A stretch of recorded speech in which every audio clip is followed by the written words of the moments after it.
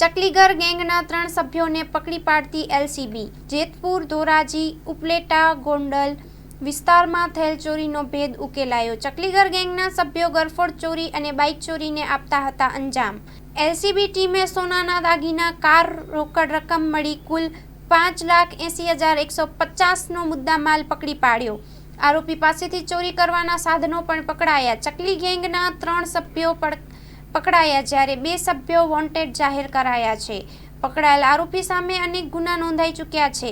એલસીબીએ ગુનો નોંધી વધુ તપાસ હાથ ધરી છે। Story report by Rakesh Pithadiya, Jetpur. 2025-26 admission ચાલુ છે।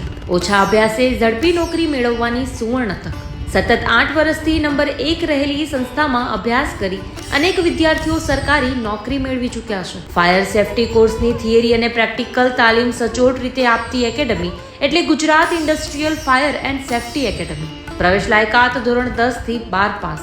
આપ સૌ વાલીઓ અને વિદ્યાર્થીઓના સહકારથી સતત નંબર 1 રહેલી સંસ્થા 8 વર્ષ પૂર્ણ કરી 9મા વર્ષમાં મંગલ પ્રવેશ કરે છે।